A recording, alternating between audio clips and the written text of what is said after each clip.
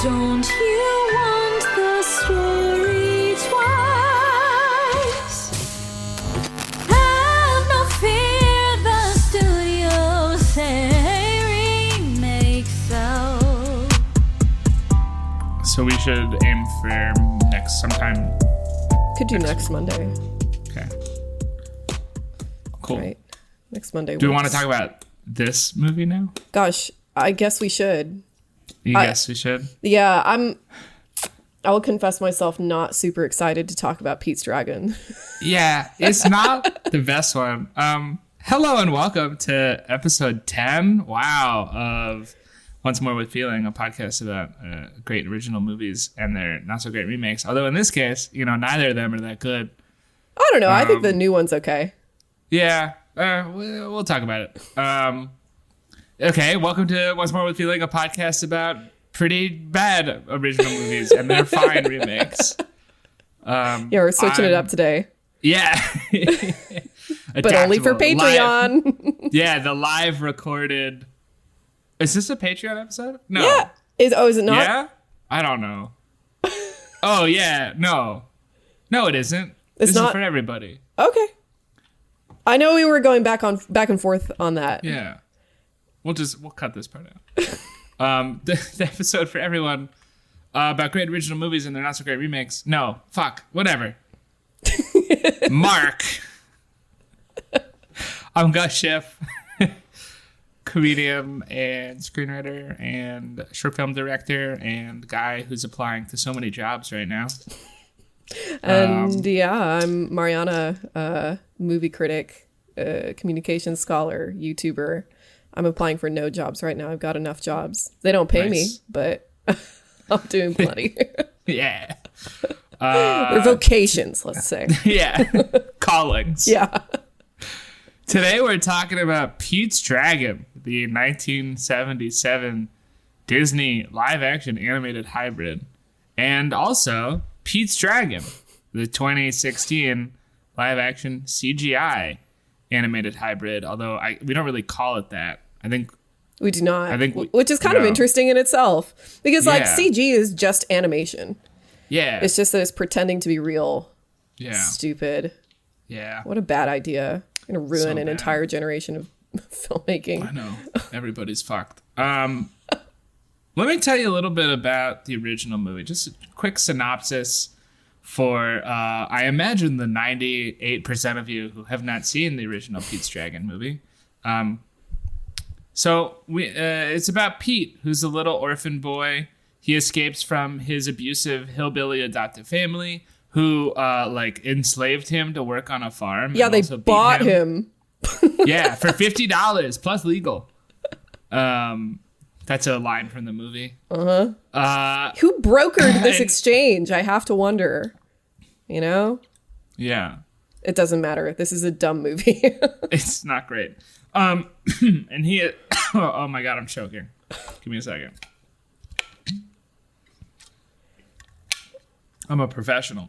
And he escapes with the help of his invisible and also sometimes two-dimensionally animated dragon, Elliot. Yay. Who makes weird clicking noises with his mouth. Oh my God. In order to communicate. It was super weird. They make it to the nearby main fishing town of Passamaquoddy, where Elliot destroys everything on accident. And then Nora, who's the kindly daughter of the drunk lighthouse keeper, takes in Pete, and Elliot moves into the cave underneath the lighthouse. Some stuff happens. Pete goes to school. A snake oil salesman named Doc Terminus comes to town and wants to butcher and sell Elliot for parts. And also Elliot finds and rescues Nora's long lost love from the sea. And by the end of the movie, Doc gets run out of town. Nora's long lost love comes back. And Pete gets adopted, and then Elliot moves on to the next little boy who needs his help. Aww.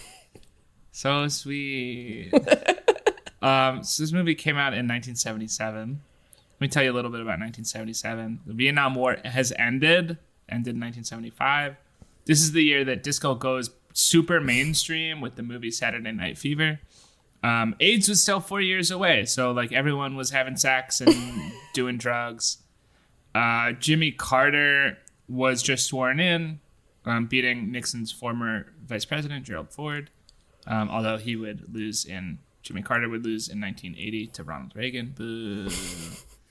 This is the year that Spain transitions to democracy. Both Voyager probes launched this year. The U.S. has pretty handily won the space race. I think my take on this point is it's pretty clear as far as the Cold War goes that there's some U.S. dominance internationally. In 1977 specifically. Yeah. Well, not by this time. Obviously they lost Vietnam, and there was still Rocky IV hadn't come out yet, so we hadn't dealt the death blow to communism. But it wasn't the wall. It was Rocky IV. Yeah. But I think the difference in results between Soviet style communism and this era of American capitalism were pretty obvious. Mm-hmm. And I think it was one of those things where it's most people could kind of tell, maybe not most people. I think there's a thing that happens in war when you you look back at the beginning of the war, it was pretty obvious who was going to win. Mm-hmm. The American South was never going to win the Civil War. The Nazis were never going to win World War II. Scary as those maps looked. Do you think MAGA's going to win, Gus? Do I think MAGA's going to win? Yeah. No. Yeah, I agree. They don't make anything. Yeah, I agree. It's just their whole movement is counter, but they don't other counter revolutionaries there's no positive vision. Yeah. So there's nothing they only fight against, they don't fight for anything. Mm-hmm. And I think weirdly you're seeing it right now with Marjorie Taylor Greene, who I legitimately think kind of realized that. It was wait a fucking second.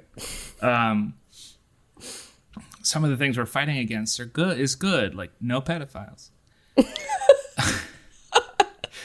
Anyway, and I think this is kind of around the time where you can be okay, there's not really a lot that either country can do to change the eventual outcome. Mm-hmm. The Soviet Union has been limping along for quite a while. I'm not a big Soviet history nerd, but that was my impression. Yeah, and then they not yet, but then they go into Afghanistan in the next couple years, and that was a fucking disaster. Guys, if you're listening to this deep in the future and you're a big multinational empire with a lot of influence in a bunch of different countries, do not invade Afghanistan. No. It does not turn out well. No, they don't want you there. They don't want you. There's Their nothing to have. desire to not be ruled is greater than your ability. And it always will be. Every single time. Don't do it. Afghanistan does not want you there. Is the lesson of the 20th century, maybe. Didn't work for the Soviets. Didn't work for the U.S.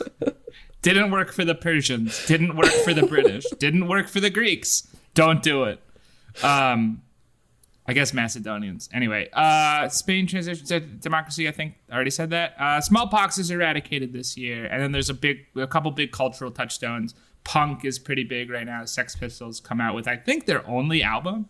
And of course, Star Wars is released. Wow, Star Wars. And also Pete's Dragon. Yeah. And also Pete's Dragon. The much more important of the two movies. Yeah, real cultural touchstone Pete's Dragon. Yeah, super important. Mm-hmm.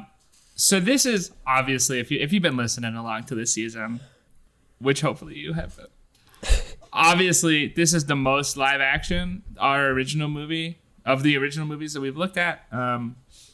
But don't despair. Disney, the company, since Walt died in 1966, was still doing animation. I looked it up, and they have released 4 animated movies since The Jungle Book in, I think that was 1967. That includes classic movies like The Aristocats, Robin Hood, and The Rescuers, which I watched them all when I was a kid. Absolutely. I didn't like The Aristocats because I didn't appreciate jazz at the time, but I think if I watched it again, I'd be happy. And then they also did a little short film thing called The Aristocats Many is also Adventures very much of Winnie like the Pooh. it's just. Oh, sorry. Whoops. Stepped all over your sentence there. Tell me about the Aristocats. It's just Lady and the Tramp, but with cats. It's just cats There's instead. no. Is it? Yeah. Oh. And wow. it's just Lady and the Tramp with cats, except Lady is a single mother for some The reason. butler throws everybody into the river. Yes. I remember that part. Yes, he does. That really scared me. Oh.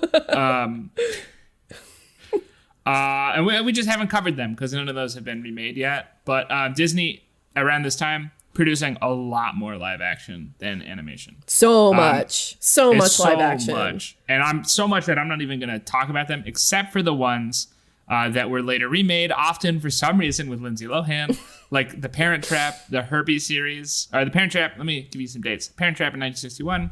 The Herbie series, the first one was in 1969. And Freaky Friday, which is in 1976. And also Escape to Witch Mountain, which was not remade with Lindsay Lohan, but was remade with The Rock in 1975. This movie itself, Pete's Dragon, is based on an unpublished short story called Pete's Dragon in the USA Forever After by two writers named Seton I. Miller and S.S. Field. I don't know how Disney found it. There have been other things based on unpublished stories, like what were the movies that we watched? Dumbo. Dumbo was based on an unpublished short story with the like twisty wheel thing. Right. Lady and the Tramp also, right? No, that was a published short story. Oh yeah, that's true. Yeah. Yeah. And I don't know how Disney found it, but he hired Miller to write it. But not a movie at the time. This was in like 1957, 1958. But a two-part special for Walt's Disneyland TV show in 1958. Although that obviously went nowhere. About 12 years later, Walt's dead. Whoever makes these decisions hires two new writers to redo Pete's Dragon. That goes nowhere. But then, like, another... When did Walt die? So much time has 1966. transpired. Okay. Walt died in 1966. Or possibly 1967. I'm not sure. And when is the Jungle Book? Walt dies during the production of Jungle Book. Okay. So why are we doing Pete's Dragon? Because Before Jungle Book is 3 movies, and I didn't have time to watch 3 movies. This is going to come out after Jungle Book. We're recording this out of order. I see. So Jungle Book is episode 9. Yeah, this is episode 10. Gotcha. So I said, welcome to episode 10. I know you did. I just lost beginning. track of how many episodes we've done. Yeah. 'Cause we've just done so many. We have done, this is our, never mind. I don't want to confuse anybody. Yeah, he died in 1966, right at the end. Okay. Yeah, so then Disney producer Jerome Cortland found the story somehow in the vaults or something, brought on a new writer, and then they hired Oscar-winning songwriters Al Kasha and Joel Hirschhorn to do the songs. Fun fact, Do they the were fucking nominated. 20 billion songs. There's There so were many a songs in lot this of movie. songs. Oh my God. They were nominated for the Candle on the Water song for an Oscar. Candle on the Water becomes like the only lasting cultural moment from this movie, right? Yeah, that's I don't. my I had never understanding. heard any of these songs. Really? Yeah, I'd Yeah. heard Candle on the Water for sure. I think it kind of Okay. got like adopted into sort of, I don't know about youth culture, but the culture of the day in some regard. I don't know. I believe you. Okay. I didn't know that. That's cool. A lot of changes from the original story to this version. The dragon used to be imaginary, but that now became real. It only showed up in the original version like one time, and then a Disney animator was like, no. Yeah, that's dumb. That's really That's stupid. a stupid decision. And so they changed it. Fun fact, this is the first film with animation in it without any of Disney's 9 old men. They had all, I don't know if they'd all retired by now, but they didn't work on it. And then, critics were meh on it. Janet Maslin of the New York Times, the first female critic I've mentioned for the original movies, I think. She said it's the most energetic and enjoyable Disney movie in a long while, and that kids may love it, but she notes that it's longer than it needs to be. Oh my God. So true. And I just thought this was funny. She said that Helen Reddy, who played Nora, she didn't like her very much. She said she has a tendency to behave as if she were a very bright light bulb in a very small lamp. What's that mean? I don't know I don't know. But I thought it was funny. 'Cause it sounds like a compliment. It's not. It's the thing she said. I'm struggling to understand what aspect of her is supposed to be the light bulb and what aspect of her or the world around her is supposed to be the lamp. Listen, if there's one thing I've learned from autism, it's that you can't really understand these cultural axia. You just have to kind of accept it and look for context. What did she say specifically? Miss Reddy is serviceable but undistinguished as an actress. She has a tendency to behave as if she were a very bright light bulb in a very small lamp, but she so often finds herself in the company of Misters Rooney, Dale, or Button that her scenes work well. That clarifies nothing. Yeah. What a terrible analogy. She's no Bosley Crothers, I'll tell exactly. you that. Is Helen Reddy? Maybe she was a bigger Broadway star. I should have looked this up. That's on me, team. She was Australian. She was a singer. Okay. She is a very good singer. Yeah. I enjoy listening to her voice a lot more than that kid's. Yeah, she had a #1 song in 1972.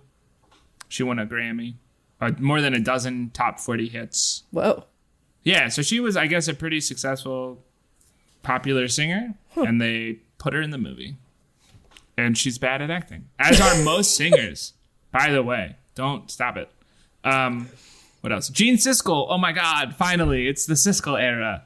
Writing for the Chicago Tribune, felt the movie showed, quote, the same tired Disney formula. A gooey-faced kid in a phony soundstage world populated by old actors required to perform ancient vaudeville routines, end quote. Exactly. That's exactly it. He also says that parents taking their kids to this movie are, quote, selling out their children's imaginations at a cheap price. Jeez. And that, quote, Pete's Dragon is just TV fare on the widescreen. 2 out of 4 stars. I thought it would be lower reading those things. It sounded like a 1-star review, but I guess maybe it's generous. That it feels very much like a dated movie. It feels really old fashioned. It feels very early mid 60s musical. Yeah, it definitely does. But I felt it was dated in a different direction. I felt, and I want to talk about one more review, but real quick. I felt like I was watching a Disney Channel original movie. Yeah, from the 90s. For the listeners who are either too old or too young to know what a DCOM is, when we were growing up, Disney Channel did TV movies all the time. They were so much fun. We've mentioned them before because it's how a lot of remakes feel. It's how a lot of Disney remakes feel. It's they should that's how Snow White feels to me. That's how. Yeah. Snow White, the production value is way too high. Yeah, I know. But that's they were very big. High School Musical 1 and 2 were Disney Channel original movies, and then rightfully High School Musical 3 was a full release. Can I tell you something? What? I've never seen High School Musical. Oh, you're in for a treat. I know the memes enough, but I really should sit down and watch them so that I really feel the memes in my soul. It is pretty good. And then John Scoe for Time Magazine. By the way, Time Magazine in 1977 finally crediting their reviewers. Although, and this is less a review and more a synopsis, called it a likable fantasy. Although he agrees that Disney uses too many cute orphans in its live-action movies, saying, I just put the whole quote in because it's funny. An urchin of this description appears in every Disney movie, and the viewer is half convinced that Disney grows them on its own Devil's Island, using the cute ones for films and chaining the ugly ones to drafting tables to paint animated green dragons framed by agonizing frame. He was having a lot of fun with That's this hilarious. Writing bad reviews is so much fun. It is. Well, it's not a bad review. It's it's fine. It was a pretty good review. One of the things I noticed, among reviewers, is there enough enough with the cute orphans. Yeah. We're sick of the cute orphans. And I'm like, how many cute orphans starred in Disney movies in like the 70s? It must have been a fuck ton. I wonder how many of them were set around this era, because it seems to me like one of the things about a cute orphan is that they kind of stop existing after, wow, what would you say? The Great Depression? Yeah. After the New Deal. Starved. Yeah. They all starved. And then Disney and couldn't then, afford the island anymore. Yeah, exactly. That's where Lord of the Flies comes from. And then the New Deal happens, and now we don't have orphans anymore. We still have orphans. They're just called fostered kids. We orphans continue to exist, but they don't just I don't know, go out on the street and there's no like sell Dickensian newspapers or orphan whatever. Yeah. Yeah. You're not going to see Oliver exclamation point singing a song. Right. Not enough ragamuffins. That's our problem. Everything's too stable nowadays. Can we get more parents to both die, please? Yeah. I did not like this movie. I thought it was dumb. Too long. I thought it was not good. I'm kind of What like, else? it's one of those horrible bad movies that is like, it's not just that it's kind of made poorly, it's that it's boring. It's uninteresting. Yeah. It's like, it's so rote. It's so by the book for what Disney was doing in that day that I wonder, I think a lot of modern filmmaking trends are going to kind of feel similar in a couple generations looking back, Like I just another fucking revolving hero shot as the guy stands there with a slight chin implant. Yeah. Locke and I we didn't watch most of it. We watched a couple episodes in full, but we scrubbed through most of the new season of The Witcher. And that was very much the feeling that I got, where it was like, this sucks, first of all, in, just as a show, like qualitatively, it's not good, but it's also so of today's filmmaking trends that I think people are gonna, look back on it in the future and be like, oh yeah, I guess this is a show where it's a bunch of like, plucky, diverse young adults in sort of like vaguely medieval outfits saying fuck and showing tits, but otherwise like unbelievably childish in every other way. Yeah, there's I mean that's like a writing issue, which is super very true. I think it's like I think it comes from the problem when you have, this is such a diversion, but you have like, I didn't like Game of Thrones, but I think like the quality, at least in the earlier parts, not in season 1 because it looked like Xena Warrior Princess, but like starting in season 2 and onwards, like the quality is pretty undeniable. Storytelling's really interesting, very mature, very spooky, Yeah. And I think that's because George R. R. Martin is like pretty good at storytelling. He's good at world building at the very least. He's great at world building. And then those earlier seasons, like the creators follow the story really closely, and it's a good story, works for a lot of stuff. And then everyone's like, oh shit, Game of Thrones, 16 million viewers. Like, we have to have our Game of Thrones. And they're like Wheel of Time, Lord of the Rings, The Witcher, which Netflix already ignoring that they have their Game of Thrones. It's called Stranger Things, and they take way too long between seasons. And like just not. It's just like the Hollywood issue of like they're like the execs, like they look for the wrong thing in the writers they hire. They do. But then I will also contend though that this is a writer's issue, but it's also a production issue. Like season 1 of The Witcher looks pretty good. Okay. Like everything is framed properly. All the shots are composed properly. Like there's a saturation to a lot of the shots that I don't personally find compelling, but like like there are coherent color stories being displayed, you know. And in this new season, oh my god, it's like a bowl of Fruity Pebbles just threw up on every single shot. It sucks. Gross. It's so terrible. Like there's nothing for the eye to land on, and it seems like the writers are like relying on the production team to sort of make what they're doing work, and the production team is kind of relying on the writers to make to like justify what they're doing, and it's such a mess.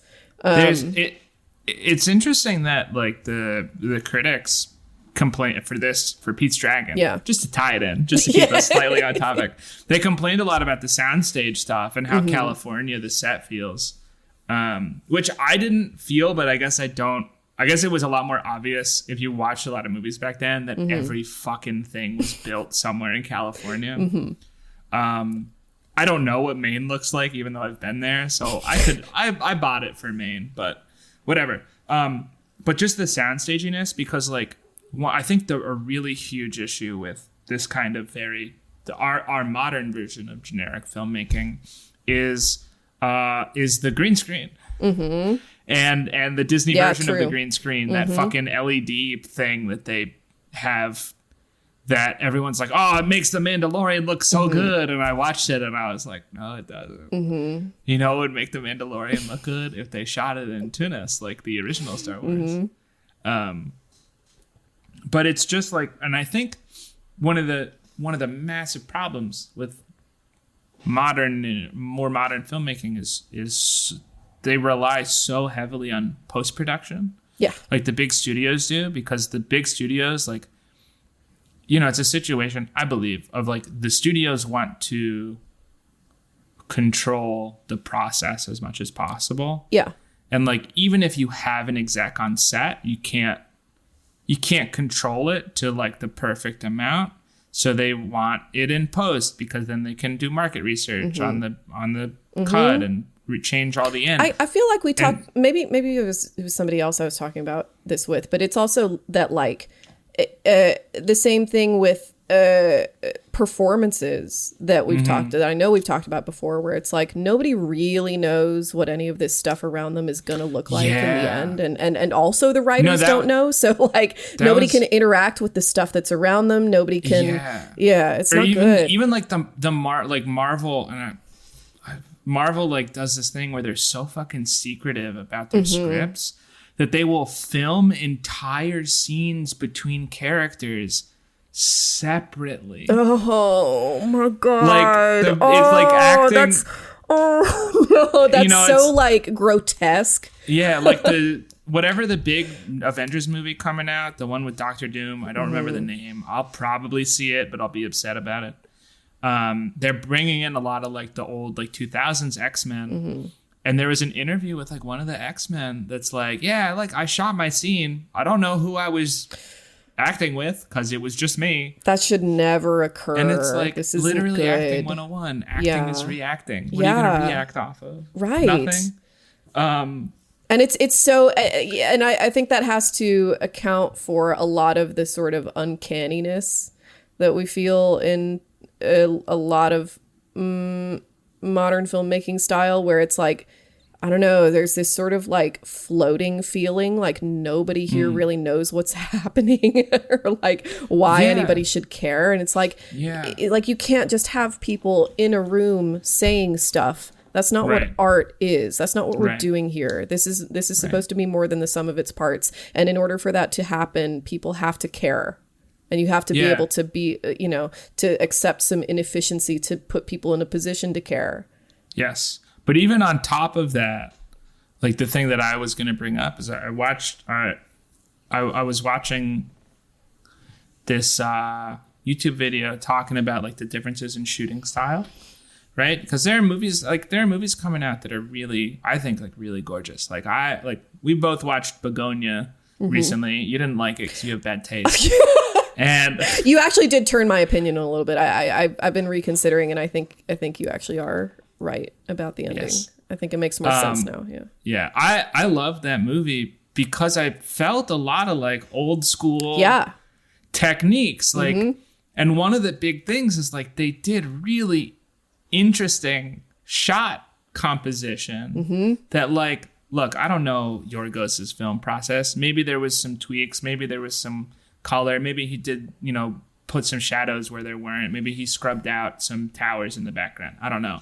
But a lot of the lighting that they used in that movie is not done in the bigger products because it's really fucking hard to do CGI when the lighting is complex. Oh, interesting. And so one of the things that happens, one of the reasons that I think the new Witcher looked so bad maybe is like historically comedies are shot very flat because you don't really care about how they look, right? You just want to see the performances. And dramas are shot with a lot of light and stuff, right? Like watch Seven. Lighting is crazy in that movie. The environment's supposed to evoke the emotional but also because it looks interesting. Like when you have actors just like moving their face around and squinting, you want it to be an engaging shot. And how do you make a shot engaging? Fucking shadow. But like modern movies are so CGI heavy that like everything is shot super flat. It looks like it's on a soundstage, and you can make a soundstage look realistic. It's happened plenty of times. A ton of movies, most movies have some part of them shot on a soundstage. And if you have a good lighting team and you have a great DP, like you can make that shit look so good. But these big movies and these big properties, they're shot for CG. And so like part of that is the lack of interactivity that we've talked about before, especially in the Lady and the Tramp video or episode.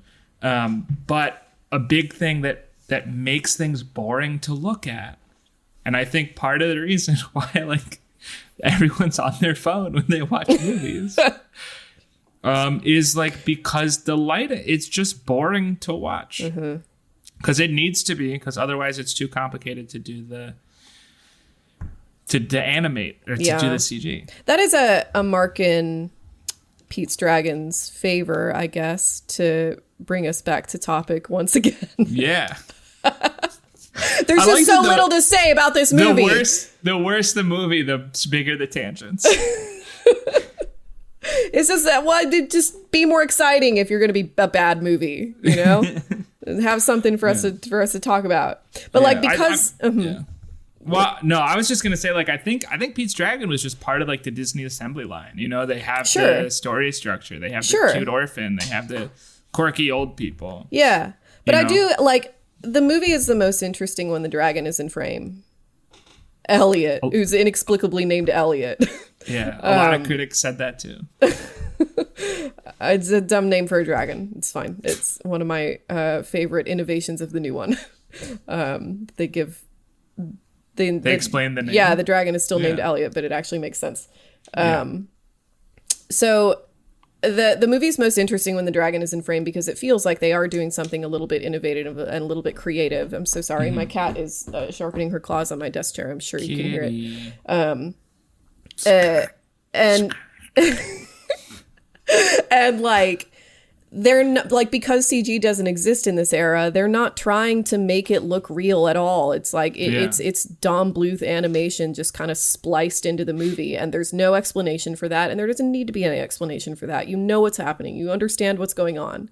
It's part of the whole magic of the dragon. It's okay that the dragon is a 2D animated dragon. It's fine. And it amazingly nobody seemed to have an issue with that. And they shouldn't. I think no, they shouldn't. One of my favorite older movies, and sorry for people who were alive when it came out, is Who Framed Roger Rabbit. Yeah, it's great. Which comes out in 1988. And I was really interested. I was like, I wonder how far apart these are, because the way they interact in that one with the animation is so stupid good. And then in this one is not. Like it's it was painstaking. Cute. Yeah, it's cute, but like every Like, there's not a single frame where Pete is interacting with a live action element that looks right. No. And every time he does interact with anything live action, you can tell they really had to plan around it. Yeah. And it had to be like just right. And they still got the eye lines wrong 95% of the time. I really like. There's a scene in the movie where, right at the beginning, actually, where Pete is feeding Elliot apples, and I was watching the apple because one of the things that I think I noticed is that the arc of the apple, once it hits Pete's mouth, it goes through his neck. So like they drew Pete in that frame to cover the apple falling down. And I thought that was fun. That was a cool thing. It's cool as sort of very, I don't even know if the movie's bad. It's just like blah. Yeah, it's as blah as the movie is. Like it's cool to see those techniques, and it's cool to see how they tried to do that. And I don't think it's like an unvaluable movie. No, but I also really it just doesn't translate to today's sensibilities in any way. And it's like, this isn't just a timing thing. We just talked about 101 Dalmatians, and it's so good. It's so good start to finish. You know? Although 101 Dalmatians came out 16 years before Pete's Dragon. Exactly. Just so strengthens my point. Yeah. It's so long. It's so very much in the style of like any Disney movie from the 70s. Any Disney movie for sure, but just like any kind of like this sort of it's part of a musical trend that had already died by then, you know. Like nobody I don't think that in 1977 a whole lot of people were clamoring to sit down and watch a 2+ hour long, you know, vaudeville style musical. I had read something. I had read something that Disney was kind of. The movie made money. Like I think the budget was like 10 million. It made something in the 30 million range. Excuse me, or the box office was somewhere in the 30 million range. And I had read somewhere that it was a bit of a disappointment for Disney. They were hoping for like another Mary Poppins. And I looked it up. Mary Poppins came out in like 1964. It came out like 13 years before Pete's Dragon. And they were like, let's get another one of those. The time is ripe, yeah. Too late, guys. You missed. You're not going to get another Mary Poppins until, you know, Mary Poppins returns. Are we going to do that one? I don't know. Maybe. I don't know about legacy sequels. Yeah. Yeah. Probably not. Never mind. Probably not. Yeah. To anybody whose interest I piqued with that statement, do away with it. We're not doing Mary Poppins. Or email us at withfeelingpod@gmail.com and let us know. What was your favorite song in this movie? Probably the I forget what the song is called, but when our like resident flim flam man arrives in town and has his like Pirelli's Magical Elixir song. Yeah. Me too. I love a flim flam man. I love a flim flam man. Yeah. A scam man. Yeah, and this Harold Hill. Yeah, and this is like this sort of turn of the century era that, you know, I wonder if any, because like that was kind of like, that was the era that Walt Disney was born in. That was what he was like sort of nostalgic for. And he's dead now. So I wonder why they set this movie in that era, unless that was a trend that had already been established by previous live action Disney movies. I don't know. That's a very good question. But yeah, the turn of the 20th century, very, very much like our own era. Just prime snake oil salesman time. Just grifters all around. Yeah, the telegraph existed and government regulation had not caught up. Yeah. It's making sure people didn't like. Yeah, it's precisely the same as the internet. So yeah, that's my favorite song. I like there's typically with those sorts of Flim Flam Man songs, there's a lot of like fun wordplay and whatever. And that was the case for that song. It's my favorite song. Yeah. There were like fucking 12 songs though. There were so many. There were a lot of songs. and most of them were just utterly forgettable. Yeah. I wrote down a couple favorite songs and like I watched this yesterday and I don't remember them. So I know. I watched this like hours ago. yeah. Okay. I feel like we can move on. You're not even going to mention your favorite songs? I don't know. The Flim Flam song. Okay. And then the one that the Flim Flam Man and the Flim Flam Man's friend do together. Yeah. Later, the Every Little Money, Piece. money by the pound. Yeah. Or was it another one? There's so No, many. it is that one. It's called Every Little Piece, but that was that song. Yeah, where they're talking about how to slice up the dragon and sell them for parts. Yeah. Did you have a grim. favorite part? No.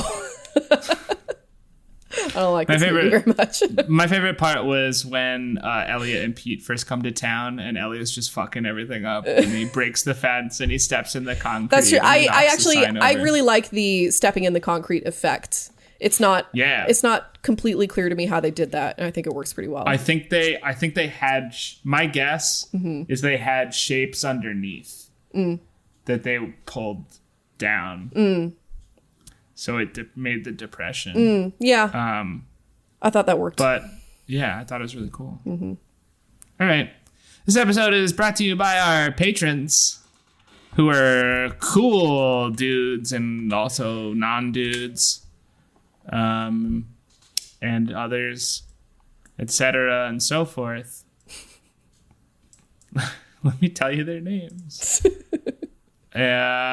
Such incredible patrons like Janelle Rose, A Long Way Home, Ryder, Seamus Bratag, The Wizard Sober, Mark Wampler, Seatone, Wellen Inspector, Joshua Paul, Fading into Obscurity, The Antithesis, Wells Harrell, Forrest Cochran, Ted the Dead, Ryan Faber, Andrew Ray, Samoa, Gun Parade, Colleen Burns, Chimerathon, Charlotte Detweiler, James Trendle, Sky Kalane, Christine H., Chloe, Dana Lloyd, Donnie, Aaron Summers, Thomas McFarland. Thank you so much. You're all great. Thanks. Couldn't do it without you. Yeah, it's well, we wild could. We just wouldn't. that people want to give us a little money for this. Makes me very happy. Yeah. Makes me want to do a whole second season. What? Gasp. Yeah. Oh. and a little middle season, maybe. And a little bonus season. A little 1.5 season. Oh. I'm vamping until I can see, like, did we say we would thank everybody or just the people who give us slightly more money?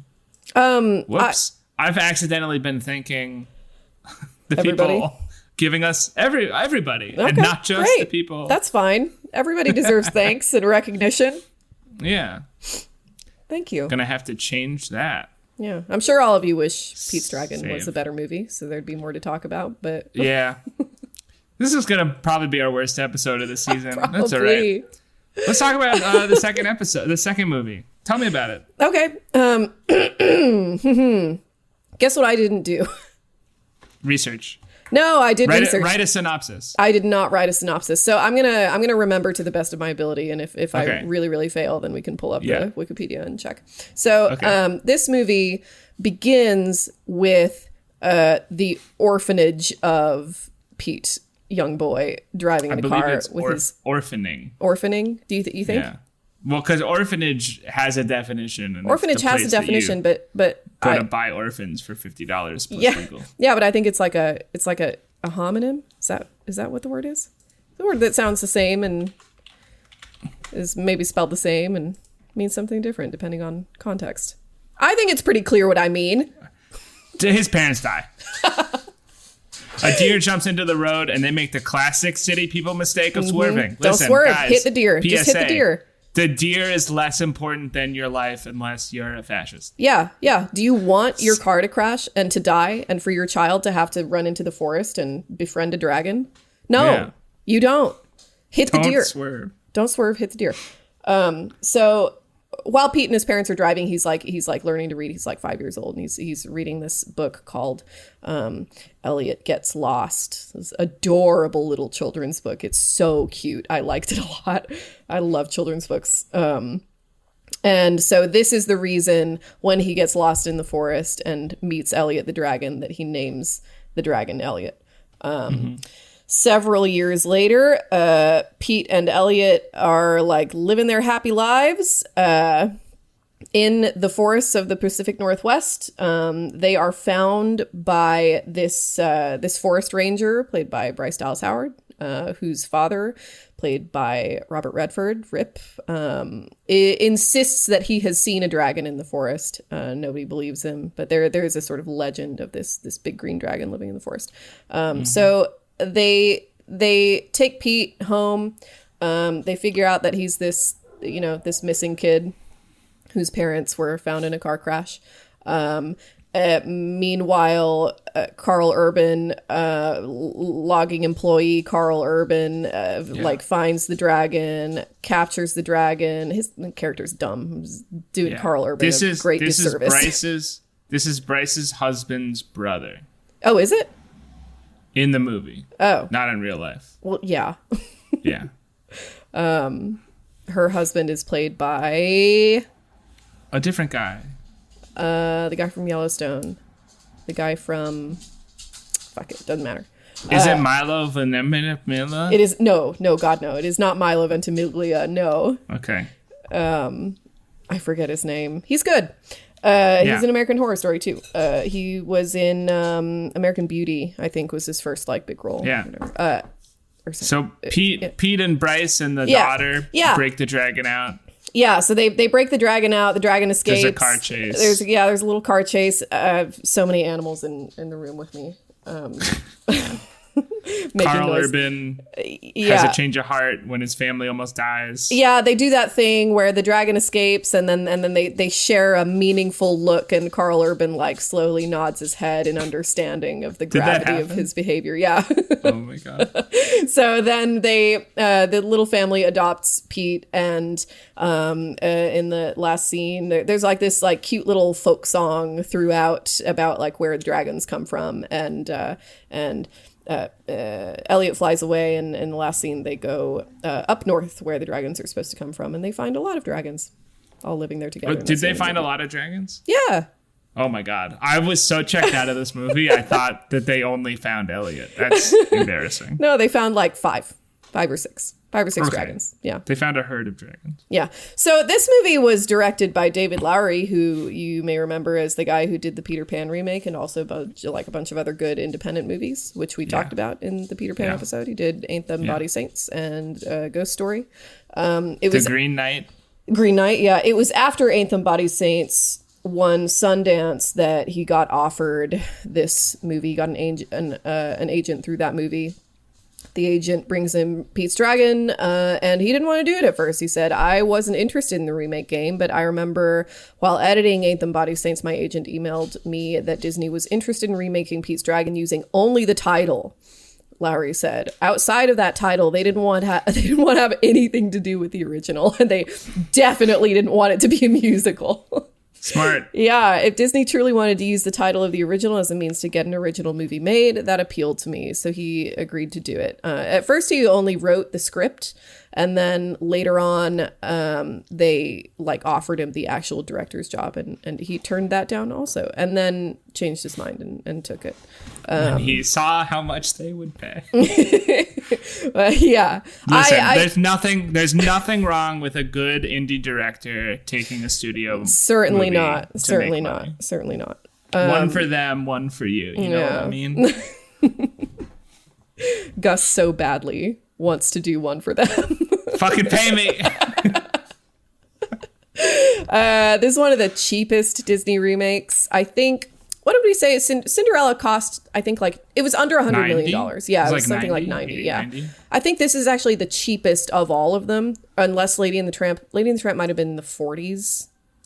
I don't remember. Well, Lady and the Tramp was very a Disney Plus movie. Yes. But this one was very much in theaters, which makes it a little bit remarkable that it was $65 million. That's not very much money. Yeah.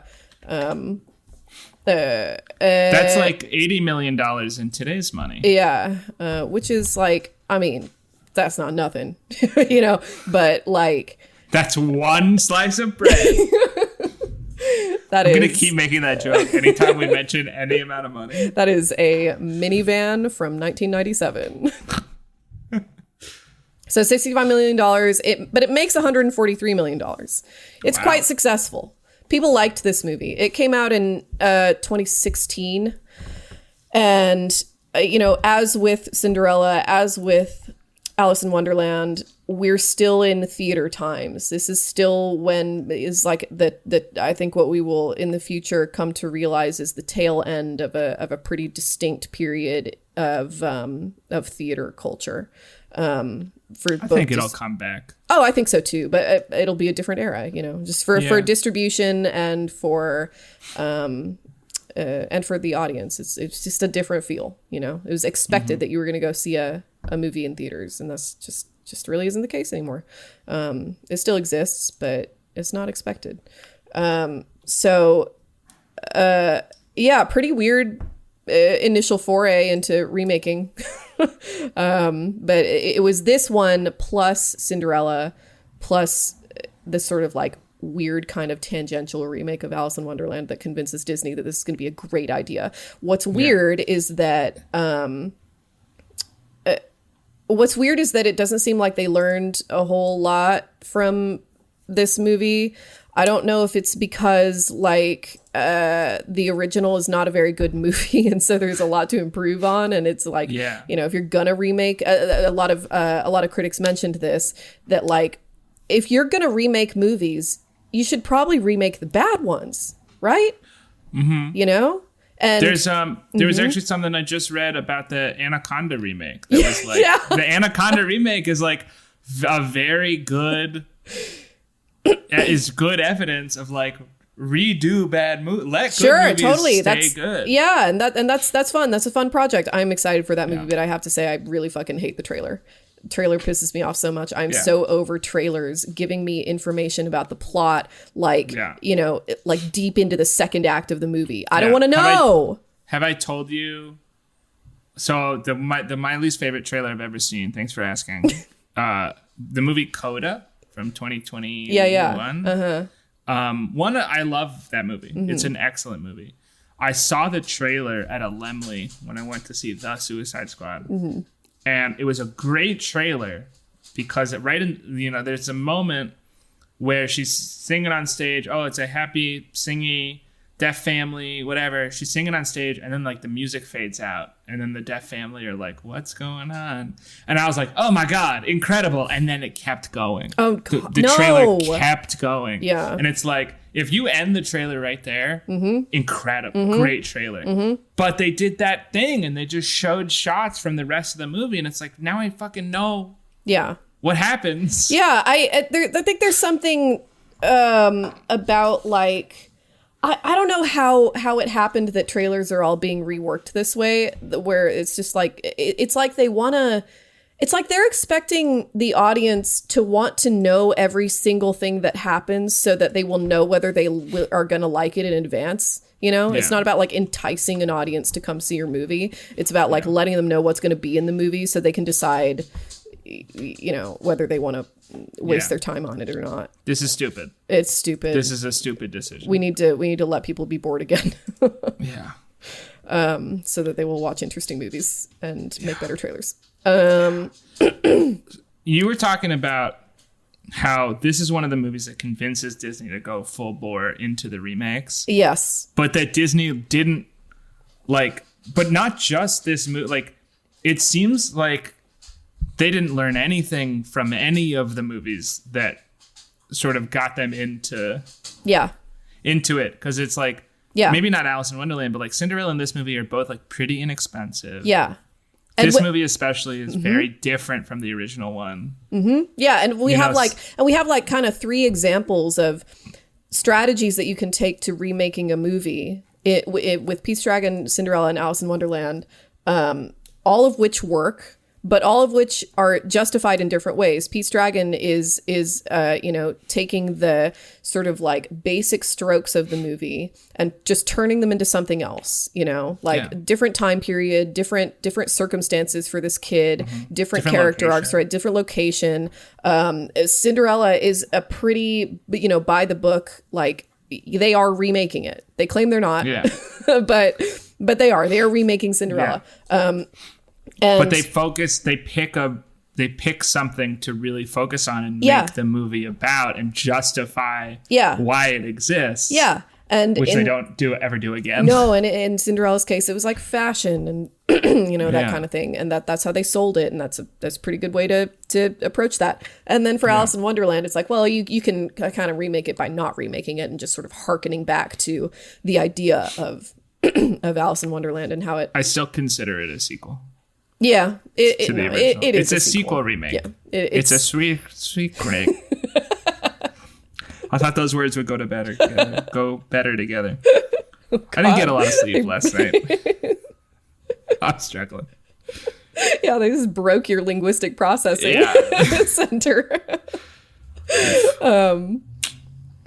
So Disney just apparently learned every single wrong lesson from these 3 successful remakes that they had put out, and decided that actually, and what this seems like a, maybe another sort of insight into what I don't know, into some executive decision making being made there, where it's like they see what works and then they think, I know better though. The audience may be responding to this, but I don't think they really know, I think it's like I think about this a lot with art, and especially like the way that studios all kind of chase like an idea. Yeah.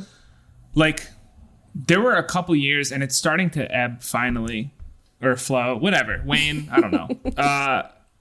Where everything was a superhero movie, and if it wasn't a superhero movie, it was like a superhero movie. Yeah, it was shot like a superhero movie and structured and it's like it's finally ending, and we're still getting some like How You See Me 3 is a superhero movie, right? But then Begonia, which is excellent, definitely not. Always Stealing, definitely not. Is that what it's called? Caught Stealing?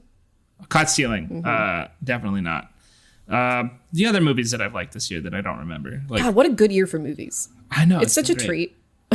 But I think the reason that the genres that people like work is because they are like a part of a broader market, a broader play. Like if you walk into a market, like a real market, and there's some like really good falafel, you're going to be like, oh, it's sick. I love falafel.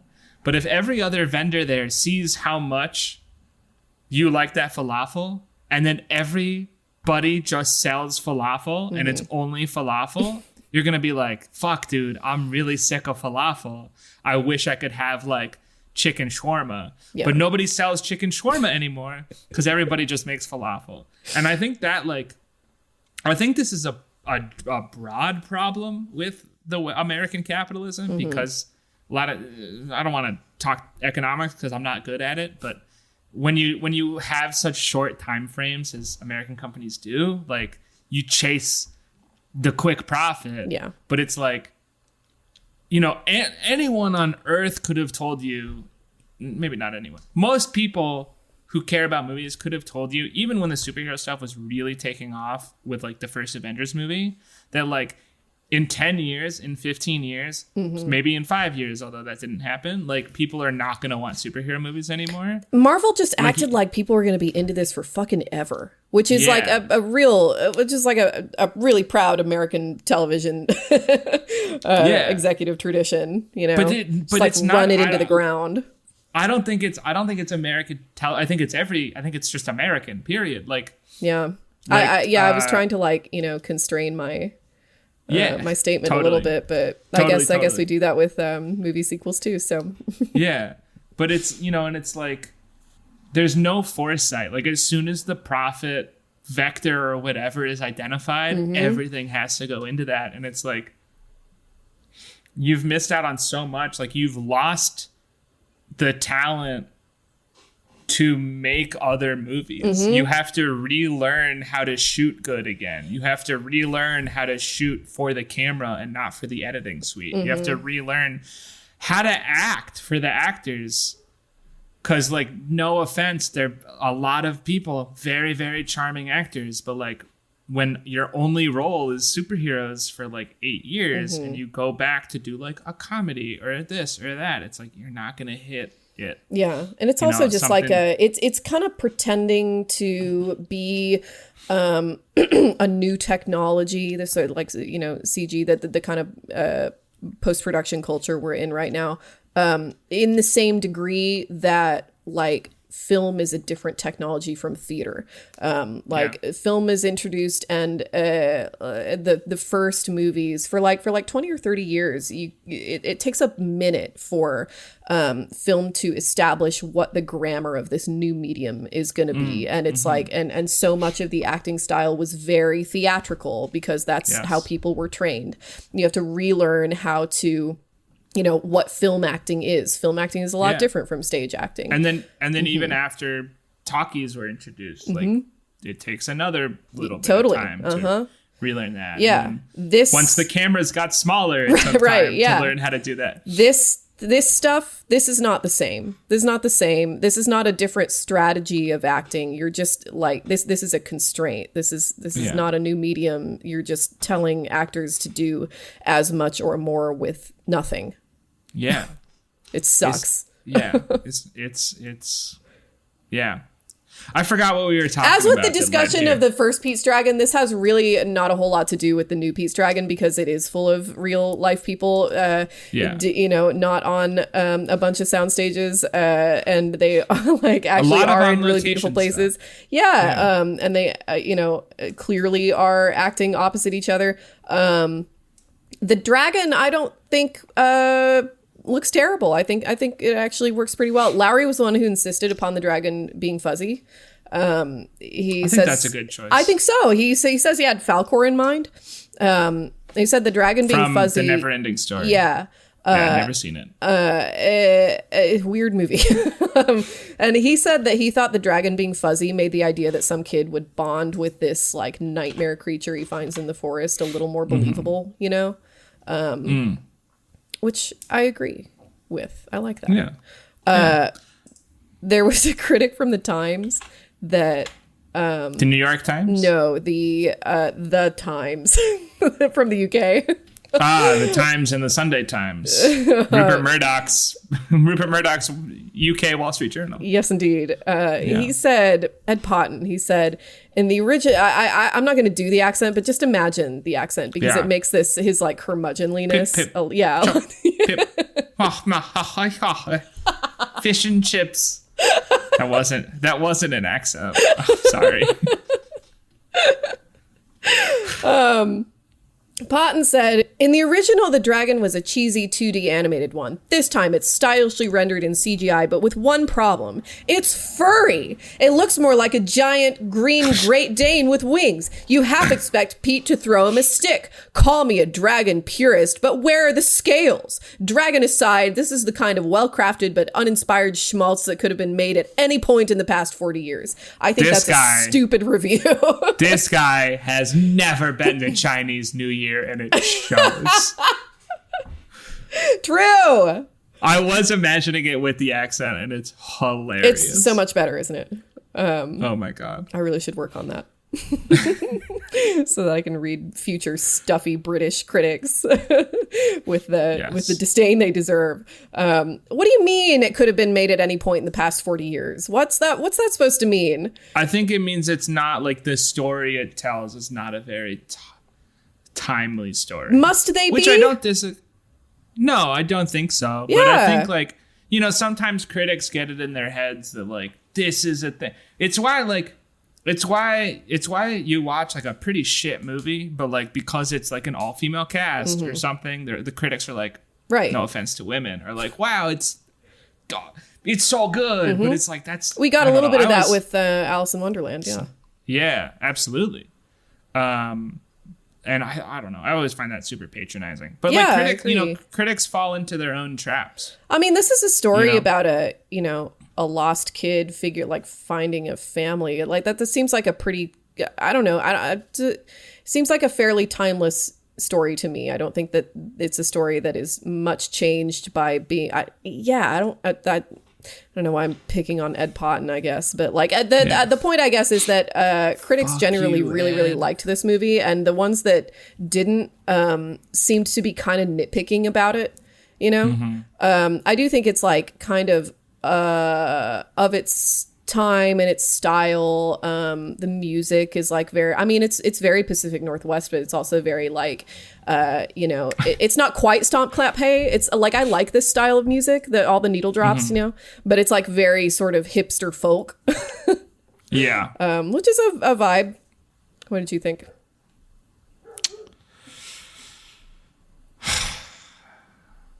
I didn't like it, and I don't know why, because I've like parts of it really good, but like something about like how like cinematic it was kind of bothered me. I don't want to be mean. Every movie that Bryce Dallas Howard is in, like, I'm trying to say this in the nicest way I can, but I don't think I can say it nicely. Like, she ruins every movie that she's in. She's very actorly. I feel similarly about her as I do about Anne Hathaway. Not to like call out Anne Hathaway. Do you know what I mean? Yeah, sorta. Theater kid She's energy. It's very like she always acts. She feels like someone who took like a couple acting classes and was like, I got it. No more. Don't ever need to learn again. I mean, she's kind of a nepo baby, so that maybe that won't be the case. She's the daughter of like one of the biggest producers ever of all time. What do you think about 50-50? I like that movie. I don't think she ruins it. Was she in 50-50? Yeah. I didn't remember her. I just remember Seth Rogen and Joseph Gordon-Levitt. Okay. It's beside the point. Please continue. Okay. That also takes place in the Northwest. Oh. I was trying to think like why so much of my watch time at this movie was like, why don't I like Bryce Dallas Howard? And she was in a scene with Robert Redford. I don't remember what scene, but I think I figured it out because Robert Redford is incredible. And like, this is not a very juicy part, and he's still just like, he nails fabulous to watch. And I think it's because like when Bryce delivers her lines, it feels like she's trying to get her lines out. There's a sort of like very consistent rhythm to how she talks in everything. It's very like, and then I went to the park and I had a picnic with more intonation than that, but like that kind of rhythm. And I would listen to her line and I started like keeping the beat of her line and it fit in. That's and interesting. I would listen to Robert Redford and he would be like, bop, bop, bop, bop, bop, bop, bop, bop, bop, bop. Yeah. Bop, bop, bop, bop. And I think like, I don't think this is the only thing, but it is something I noticed where like he talks jazz and she talks pop music. Interesting. And I'm not. That's an analogy that works. Yeah, I know exactly what you mean by that. But like between one is formulaic and the other one is improvisational. Yeah, and it's a lot more interesting to listen and watch Robbie than it is to like Bryce like does the job. You right? Like it's like you hire. So like she does the job and then he like is a master. That's not fair. He is literally whatever. You know, it's like it's a caricature. Bryce Dallas Howard is a caricature painter in Central Park, and Robert Redford is Michelangelo.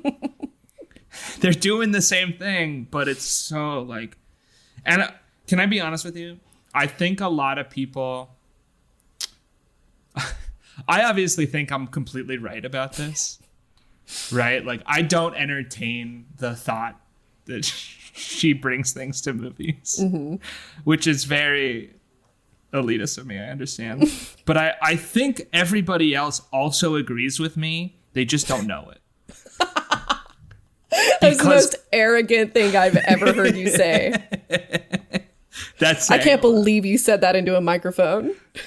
Because, well, it's because, like, there's a lot of people who are like, sure, movies are worse, but, like, what are you going to do? Or, like, movies are fine. Movies aren't bad. What are you talking about? But they haven't, like, seen a movie in 10 years because they've never felt that desire to go to the theater. I think, like, Robert's style of acting and these older styles of acting that some people definitely have. I think Emma Stone does it. I think Jesse Plemons does it. That's why people love him so much. Like, that kind of intensity people really like, even though they might not have the language to know that they like it. And they fall into that trap that we've talked about with critics a couple of times, where it's like, it's a movie that 7 out of 10. It's a movie, right? so it's fine. It's great. Somebody made it. You should be nice to them and so pin it onto the refrigerator. Yeah. And so they watch these very mediocre performances. It's like as if filmmakers do it for fucking charity, you know? Yeah.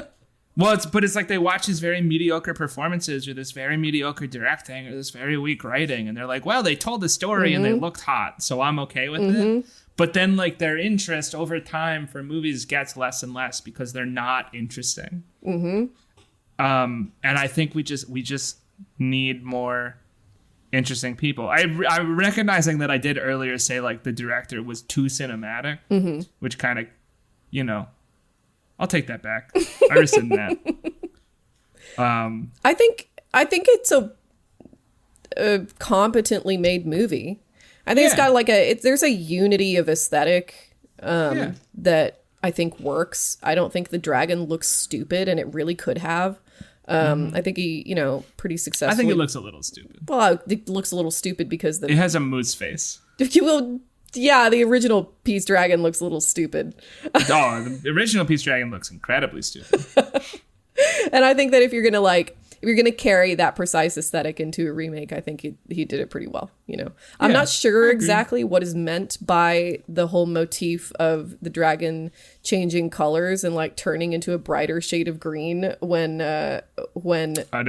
touched by a kindred spirit or whatever. I don't get it. Didn't get that at all.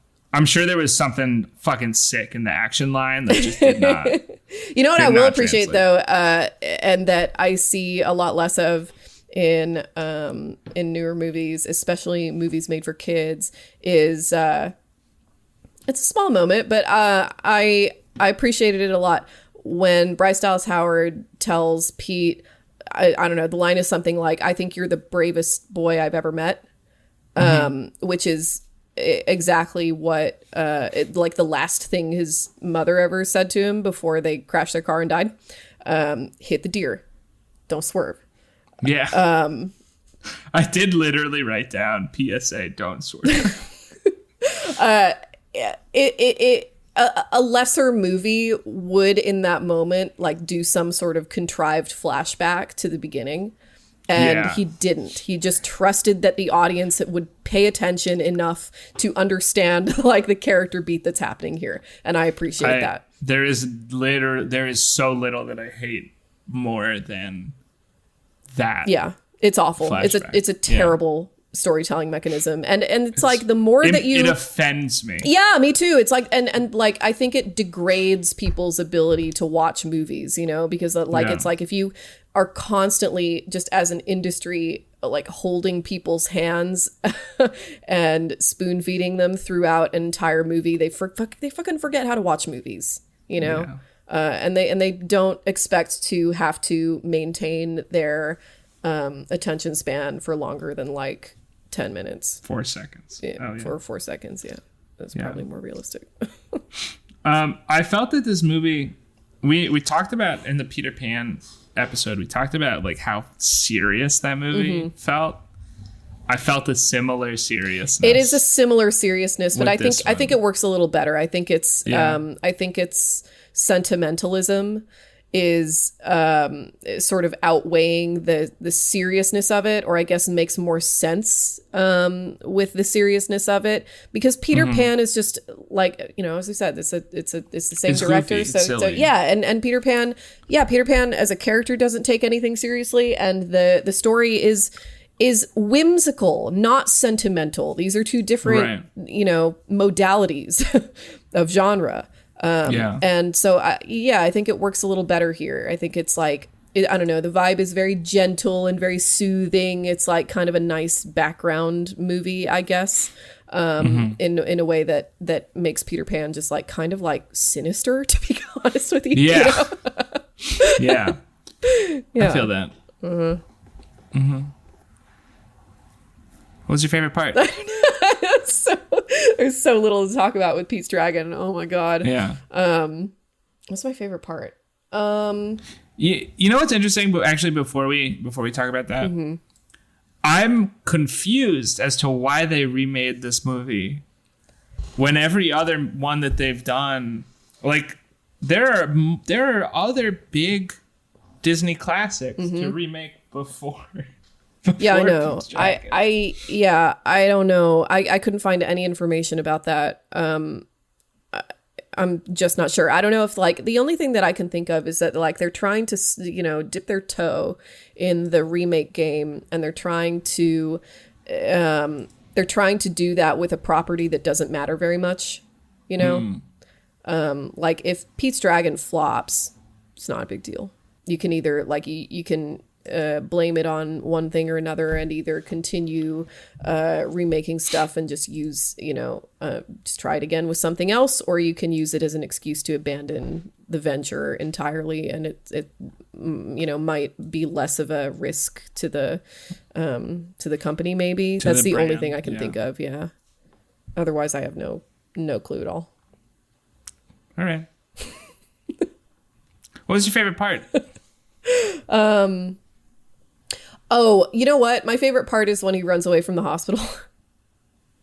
After they catch Pete and they send him to the hospital. And they like and he runs through town. Yeah, perspective shifts, and then they go to see him, and he's like darted out the window, and he runs through town and all this stuff because he's like 10 years old, but he left civilization when he was 5, so he's seeing like all these people and all these crowds and all these like is that the one where he hitches on the back of the school bus? Yeah. That was fun. He wakes up in the hospital bed, and there's like a red balloon tied to his bed, and he's like, "What is that?" He's like freaked out by it because he's never seen a balloon before. Knocks I guess it away and it comes right back.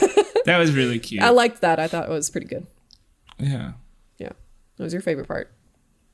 Probably that part too. My favorite part would have been the chase at the end, but there was too much CGI. And I was like, when they hit the truck, I was like, just hit a truck. How much could a truck cost? $20,000? Just break a truck. Especially an old truck. I know. Probably pick up a truck like that for like $2,000. Just break it. I get using CGI for the dragon. Dragons are hard to catch, but like it's a truck. Just hit it. It looks better. It looks so much better. It's probably even cheaper. It might be. Than rendering an entire CGI truck and destroying it? Yeah, but it's like stuntmen, stunt preparation days. I guess. You have to be running a lot of cameras. You're going to break a couple cameras on the stunt. Probably. I don't know. Yeah. Made me sad. But yeah, it was fine. Yeah, I didn't hate it. I don't know. I definitely didn't hate it. I don't think either of them are really like going to make your life better. No, I don't think so. But I do think that if you... I think this is like a pretty okay kids movie to like watch with your child, Yeah, it's like it's a nice message. I think it's done pretty well. I think the everybody's character arc is coherent. Everything is competently made. Like that's just not enough for I think either of us to sing its praises as if it's doing something insane. And if you're gonna watch the first one, be high. On something safe. I should have been. Oh my God. It really would have improved the experience. 2.5 it's not 2.5. It's like long. It's like 2 hours and 20 minutes. It's 2 hours and 8 minutes. Is it? It's oh my God, long. it felt longer. Yeah. It was like I was like at that hour and a half mark. I was like, okay, let's end it. Kept going. Yeah. That's one of the nicest things about the new one is that it's like a tidy 90 minutes. I know. I was expecting it to be much longer, but it wasn't. which is nice. Is it Snow White? Speaking Like of over 2 hours? It's so long. Anyway. Thanks for listening. Right? Were you? We can wrap it up. Were you there. gonna say? You said speaking of, and then I. Well, I was gonna cut say you off. speaking of a tight 90, but we're only 81 minutes. Yeah, this is a short episode, and I don't think there's any way to Yeah. get around that. There's just not a whole lot to say about Pete's okay. Dragon. It's also probably not like good podcasting form for me to give excuses for why this episode is shorter than the other episodes. Let's just. It's a worse movie. You know, Instead of on your car ride to and from work, it'll just be to work. That's okay. So, you don't really have to see either Pete's Dragon movie. No, what you should don't. people watch instead? What should people watch instead? Probably Begonia. Yes. Yeah. Watch Begonia again. Yeah, my opinion changed. I initially really didn't like it, and Gus swayed my opinion. Congratulations. Can I tell you that's exactly what happened with my mom. Yeah, you said that, but I mean, did her opinion change because of the same thing that changed my opinion? She watched it at a film festival before it came out, and she got to liking it on her own. But like they rated it when they came out. She went with like 4 other people. They rated it when they came out. They all put 1 out of 5. Oh my god! And then within 4 days, they were all like, "This movie's so fucking good." That sucks for the movie. I mean, it seems like it's doing fine despite them, but yeah, I loved it right away. I think it's outstanding. I loved it. So I loved 95% of it, and then the ending took me out. But Yeah. you've convinced me. It's fine. I'll watch it again, and I think I will like it better. Yeah. Yeah. I already recommended Begonia, so I'm gonna say watch Pluribus. Oh yeah, It's weird. Pluribus is great too. Oh, it's so much fun. It's weird. It's super weird. It's like interesting. great satire. Yeah, there is still good art, guys. Yeah. It exists. Yeah.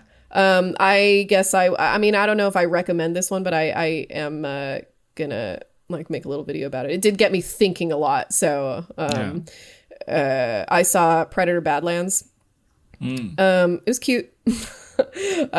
It's maybe a little too cute. It's like not a. Is it spooky or can I watch it? No, you can watch it. It's an action movie. It's not an action horror. It's not a sci-fi horror, which is like a kind of a departure. I really love the Predator franchise. I think it's super bizarre. The and first interesting. Predator is really good. It's great. The second So much Predator fun. is really good in a very different Yes, way. it's a fascinating franchise. I'm gonna do a big long deep dive video sometime next year.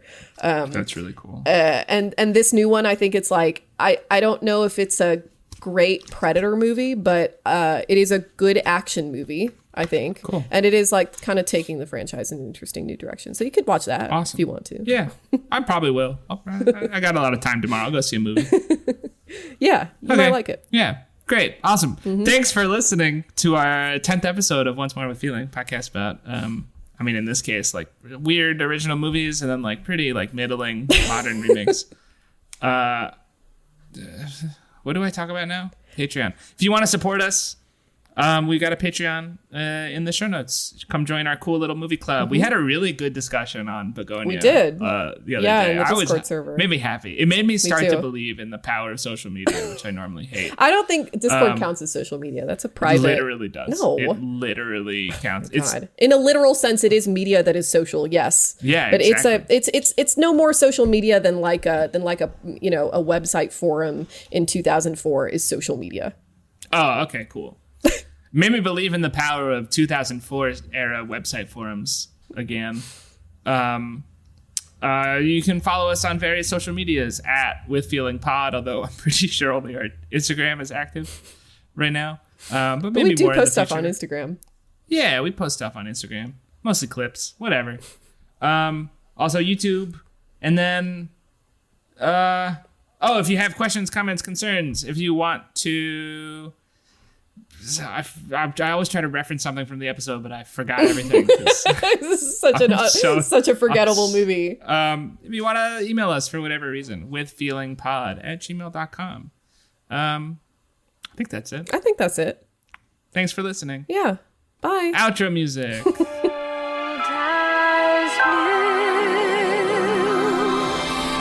often stripped of love, just stare like and Gus once more with feeling.